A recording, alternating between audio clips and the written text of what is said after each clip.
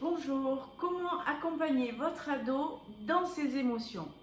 D'abord, il faut savoir que notre bien-être, toutes les décisions aussi que nous prenons dans notre vie dépendent de nos émotions.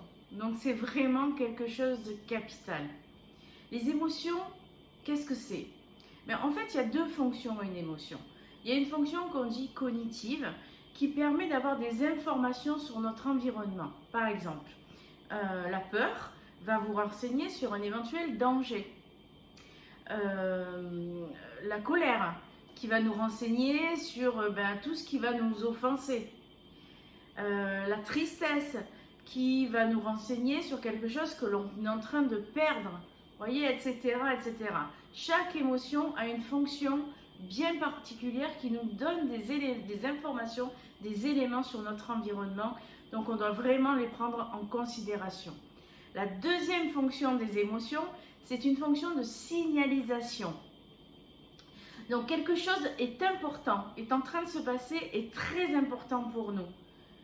Ça veut dire ça en fait, ça nous signale qu'il y a quelque chose qui est en train de se passer qui est très important. Donc nous devons mettre notre attention sur ce qui est en train de se passer parce que ça nous alerte sur quelque chose. Une des fonctions aussi de l'émotion, c'est la mise en action. C'est-à-dire qu'elle va nous pousser à agir, à faire quelque chose. Si on prend par exemple la peur, imaginons on traverse une rue et une voiture arrive très rapidement, on est en train de traverser et le fait d'avoir peur, qu'est-ce que ça fait? Notre corps va se retirer et on va se remettre par exemple sur le trottoir. C'est une alerte, c'est une information. Vous voyez, c'est super important. Si on n'avait pas peur, on ne vivrait pas vieux parce qu'on se ferait écraser très très vite, très très jeune. Donc, c'est vraiment des fonctions qui sont vitales et dont nous devons poser notre attention. Alors, à l'adolescence, qu'est-ce qui se passe? Il y a un bouleversement neurobiologique qui est en train de se faire. Entre 12 et 25 ans, l'adolescent acquiert de nouvelles fonctions. Par exemple, la fonction planification. C'est quelque chose il est en cours d'acquisition de 12 à 25 ans. Donc c'est pour ça qu'un ado a du mal à anticiper. J'imagine que vous avez peut-être déjà attrapé une crise parce que le matin, l'ado, il est là, préparer son sac et vous lui dites « mais tu n'aurais pas pu le faire la veille ?» Ouais, ça non, il n'aurait pas pu le faire la veille parce que justement, il n'a pas cette fonction qui est développée. Ensuite, il y a les émotions. La fonction des émotions est en train aussi de se développer, est en cours de construction de 12 à 25 ans. Et c'est pour ça qu'ils réagissent comme des tornades parfois, avoir des émotions monter très très haut.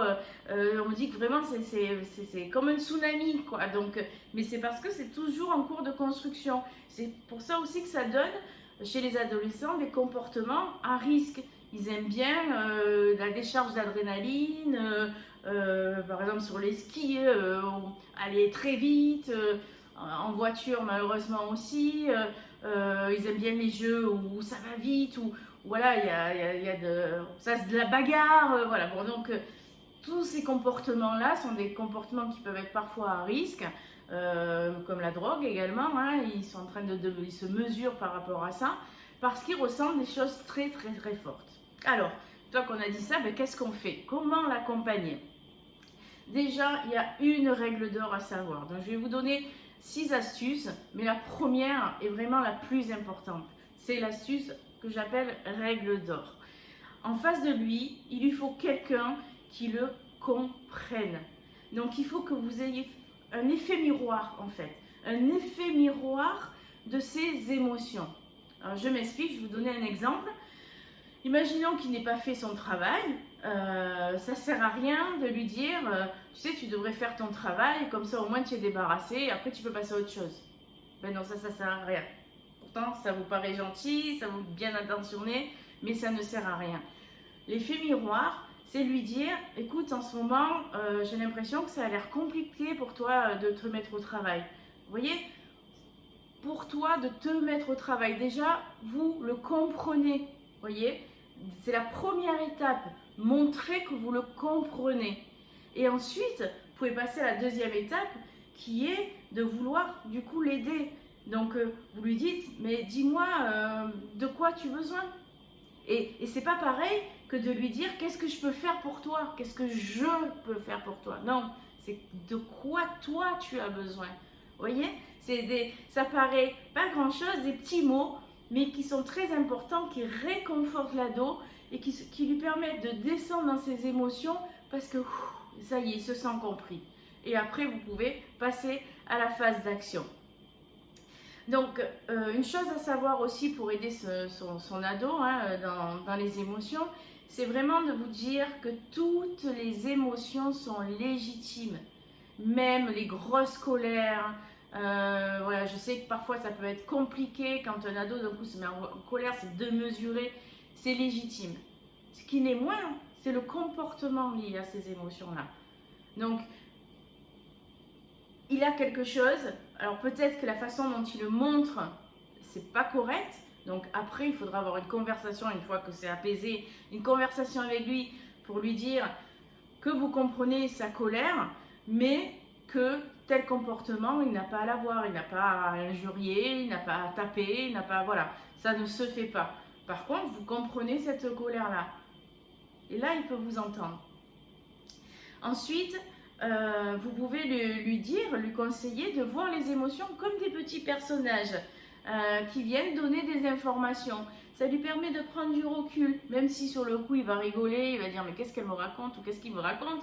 Mais vous lui dites voilà, imagine la colère elle arrive, alors vous prenez un personnage qu'il aime bien, par exemple un personnage de bande dessinée ou dans un film. Vous dites oh, imagine qu'elle est là, elle est sur ton épaule comme ça, et puis elle vient, elle te dit quelque chose à l'oreille, elle te donne une information. Qu'est-ce qu'elle te raconte? Vous voyez, ça permet déjà de se calmer.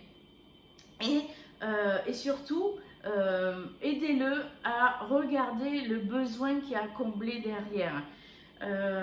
Ça peut être plein de besoins, ça peut être parce qu'il a besoin d'être utile, il a besoin d'être valorisé, il a besoin d'être respecté. Il y a forcément un besoin à combler derrière. Et c'est ça qu'il va falloir que vous l'aidiez à identifier. Il faut aussi que vous l'aidiez à faire la différence entre l'émotion et le fait réel. En fait, c'est vraiment stop à l'interprétation. Parfois, en fait, d'un petit événement, on en fait toute une montagne. Par exemple, il envoie un SMS à sa copine, on va dire. Vous avez un ado, il a une copine, il envoie un Snapchat ou un SMS, elle ne répond pas. Elle ne répond pas, elle ne répond pas. Et là, eux, ben en fait, ça monte, ils se font tout un tas de films dans la tête. Qu'est-ce qui se passe? Elle m'aime plus, elle a quelqu'un d'autre. Enfin, vous voyez, il y a plein de films. Et j'imagine que vous aussi, de temps en temps, ça vous arrive de le faire encore. Donc là, il faut lui dire, écoute, le fait, c'est que tu as envoyé un SMS, elle t'a pas répondu. Peut-être qu'elle est sous la douche, peut-être qu'elle est en train de faire du sport, peut-être qu'elle a plus de batterie. Enfin, il y a un tas de raisons. Donc, tu verras, attends les explications. Ça sert à rien de te faire du souci avant d'avoir l'explication. Donc ça peut l'aider également. Et enfin, je dirais l'aider à mettre des mots sur ce qu'il ressent. Parce que des émotions, à leur âge, ça arrive. Il y a plein de choses qui arrivent. Ça peut être de la colère, de la tristesse, etc. Et c'est compliqué. Et c'est ça qui fait que derrière, il y a la tornade qui arrive et qui explose tout sur son passage. Et donc, l'aider à mettre des mots, à lui dire qu'est-ce que tu ressens. S'il n'arrive pas à parler, vous pouvez lui dire d'écrire. Ça peut aider. Il peut même faire un dessin. Un dessin, qu'est-ce que ça représente? Pendant qu'il fait toute cette phase, ne vous inquiétez pas, il y a l'inconscient qui travaille et qui lui dit de quoi on est en train de parler. Donc, essayez de le faire verbaliser si vous pouvez. Ses émotions, est-ce que je te sens en colère? Et peut-être que vous savez, derrière la colère, il y a de la tristesse. Donc, allez chercher cette tristesse. Parfois, ils se mettent en colère parce que c'est honteux. Par exemple, pour les garçons, encore aujourd'hui, on fait parfois encore la différence. Et un garçon ne doit pas pleurer. C'est dans nos gènes, on va dire. Donc, ça à balayer. Voilà, au contraire, parce que après, on se retrouve avec des hommes, avec des grands gaillards qui ne savent pas donner leurs émotions. Donc, c'est un peu dommage. Mais cela dit, parfois, ils n'osent pas pleurer. Et du coup, ils se mettent en colère. C'est plus facile de montrer sa colère parfois. Mais aller chercher la tristesse qu'il y a derrière. Peut-être une peine de cœur, une peine, quelque chose qu'ils ont perdu, un espoir qui n'est plus là. Voilà. Donc, allez chercher, allez creuser. aidez-les, accompagnez-les, coachez-les. Voilà, je vous dis merci, je vous dis à bientôt pour une prochaine vidéo.